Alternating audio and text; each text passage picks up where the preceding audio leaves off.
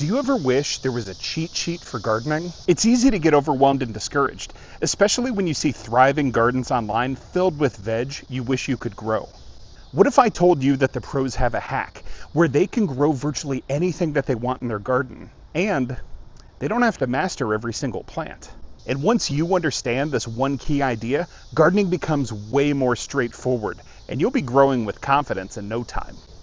The key to growing anything you want in your garden is by understanding plant families. Members of a plant family share commonalities like flower types, reproductive structures, and physical characteristics. These plants are closely related, and they share a common ancestry. For example, did you know broccoli, cauliflower, cabbage, Brussels sprouts, kohlrabi, and kale all came from the same plant? Selective breeding over 2 millennia developed these plants from one single ancestor. And because plants in the same family are so closely related, they also share many of the same requirements to grow big and strong. Sun exposure, soil conditions, watering needs, and nutritional demands are all characteristics shared by plants in the same family. It also means that they're impacted by the same pests and diseases. So if you want to try to grow a new vegetable from a plant family you've already grown in your garden, you know what to watch out for. And this goes beyond just what to do. It also helps you avoid common mistakes, like overplanting the same plant family in the same plot year after year, which can invite soil-borne disease and promote pest cycles. Learning how plant families work helps you rotate your crops, protect your soil, and make smarter choices season after season. So don't think of it as needing to master 40 or 50 different types of vegetables in your garden. Think about it as really just wrapping your head around a handful of plant families and letting that knowledge carry you through. So now that we know the why, let's take a look at some of the most common plant families that are grown in the home garden. Let's start with a crowd favorite, the nightshade family, officially called Solanaceae. Tomatoes, bell and chili peppers, and potatoes are all fixtures in many home gardens, and for good reason. These are summer crops that populate your garden throughout the peak season. They're relatively easy to grow, they're very versatile in their use, and don't forget, super delicious. Some other members of the nightshade family include eggplant, also known as aubergine, tomatillos, and ground cherries. And the coolest part, if you can grow a tomato, you can grow any of these. All nightshades have similar requirements for optimal growing conditions. These plants are sun-loving, looking for at least 6 hours of direct sunlight a day, and thriving with 8 or more hours. They also prefer rich, well-draining soil packed with organic matter that tends to be a little more on the acidic side. And while well-draining soil is a must to combat the risk of root rot, keeping nightshade soil consistently moist is super important. You'll want to give your plants 1 to 2 gallons of water each week, maybe even more in drought conditions. The catch? Pests and disease. You're dealing with the same culprits across the entire family. Aphids, hornworms, whiteflies, and diseases like blight and fusarium wilt. And if you have one nightshade struggling, the others in your garden could be at risk. Most of the nightshades you grow can all be reliably started indoors, about 6 to 8 weeks before last frost. This gives them time to develop a nice root system ahead of being hardened off and transplanted into the garden. The exception that proves the rule for nightshades is potatoes. Potatoes are unlike other nightshades in that they don't grow fruit above ground, but rather tubers below the surface. They also don't transplant well, and are best started in the spot that they're going to grow for the season. But their quirk when it comes to their growth process doesn't make potatoes any less of a nightshade. They still adhere to the same requirements of your other nightshades, and still have the same pest and disease vulnerability as your tomatoes, peppers, and eggplants. My recommendation if you're just getting started off growing nightshades in your garden is to start by growing tomatoes. Take care of them for a full growing season, and you'll find in subsequent seasons, growing other members of the nightshade family will be a cinch. Let's move on to one of the most diverse and maybe even unappreciated plant families in the home garden, Brassicaceae, also known as your cruciferous vegetables. Brassicas are a huge family, consisting of things like cabbages, leafy greens like kale and mustard, and also flowering crowns like broccoli and cauliflower. These are largely cool season crops, which can be nice because it means that if you time it right, you actually have 2 chances per growing season to grow brassicas, spring and fall. When it gets too hot for brassicas, they put out flowers. This is called bolting. It's in preparation to set seed. A great feature is that brassicas' leaves, stems, and even flowers are edible. So don't panic if your kale or broccoli bolts.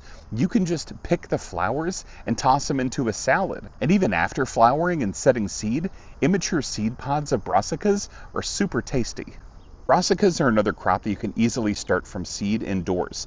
And because of the quick growth of some varieties, combined with the fact that you can eat the greens before the plants mature, succession planting, which is the sowing of seeds every couple of weeks throughout the season, works really well with this plant family. They have shallow roots and they don't like having wet feet, so make sure that they're in well-draining soil. They also fall prey to cabbage moth larvae and flea beetles, and any gardener who grows broccoli and cabbage knows the telltale sign of little holes in the leaves of their plants.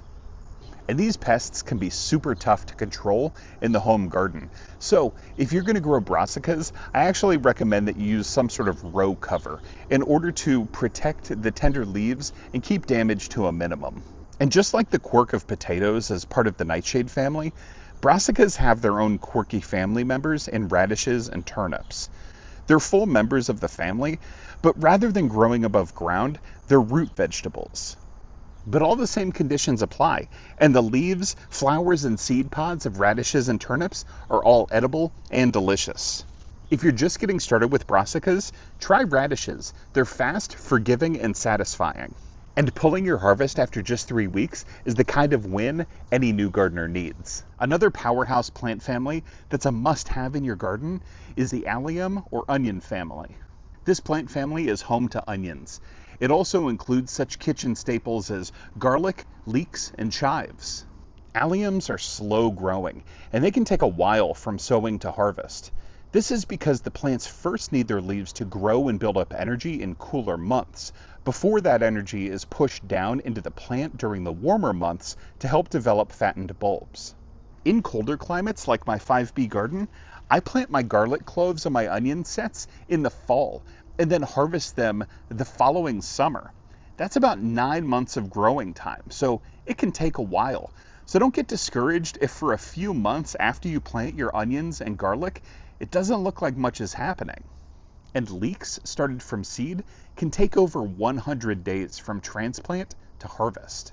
Alliums have very shallow roots, and the plants need help keeping competition away. They don't like being crowded at all, so weeding your allium bed is a must during the growing season. They don't have as many pest issues as nightshades or brassicas, but you do want to be on the lookout for things like onion thrips, which can overwinter in the soil, and when they emerge, they chew on the tender foliage, or onion maggots, which actually go after the developing bulbs and can cause plant wilting and crop loss. Now here's a tip. If your garlic starts sending up a long, curly stem with a flower bud, that's a scape. Snip it off. Letting it flower means that the plant puts less energy into the bulb. And don't toss them. Scapes are absolutely packed with flavor. You can saute them up like green beans or make a mean pesto. In order for alliums to do well, they need a lot of sunlight. Onions, especially long day varieties that are grown further north, need at least 6 to 8 hours of direct sunlight and a minimum of 14 hours of daylight during the growing season for their bulbs to fully realize their potential. You want to make sure that they're getting a decent bit of water, but about a week or two before you harvest your onions or garlic, you want to stop watering completely. This will help things dry out a little bit, so the protective paper surrounding the bulbs can get a jump start on forming. For my money, garlic is one of the easiest things to grow in the home garden. Start with garlic, and then you can move on to the other alliums. Let's talk about one of the most recognizable plant families found in the garden, Cucurbitaceae, also known as the gourd family. This includes cucumbers, zucchini, squash, pumpkins, and melons, fast growers, heavy feeders, and absolute space hogs. Cucurbits are vining plants. You can let them sprawl across a bed or train them to grow vertically. Just know that the fruit can get super heavy, especially with pumpkins or melons, so choose your support system wisely. Many gardeners will trellis things like cucumbers and summer squash, but for larger fruit like winter squash or pumpkins, a lot of us just let them grow along the ground in a patch. Most cucurbits have both male and female flowers. You can tell the difference between the two by the tiny fruit at the base of the female flower. This family is super fast growing, and it does well either being started indoors and transplanted or directly sown into a bed. And generally, I like to start them indoors because it helps them strengthen and develop a nice root structure before being transplanted outside. It also mitigates some of the risk of early pest pressure, which there's a lot. Squash bugs and the dreaded squash vine borer are the bane of many gardeners' existence when it comes to growing plants in this family. One chews on the leaves, the other tunnels inside stems and kills the plants from the inside out. Now the good news is, in many regions, these pests only have one generation per season. So if you time things right, you could miss them completely. They're often done by mid or late July. So if you wait a little bit to put your cucurbits out, you could absolutely miss these pests entirely.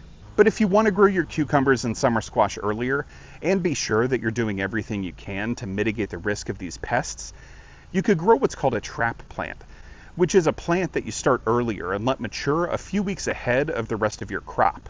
These pests will be attracted to the more mature plants first, so they'll spend time on your trap plants and largely leave the other plants alone. You can also use row covers to protect your plants and keep pests out.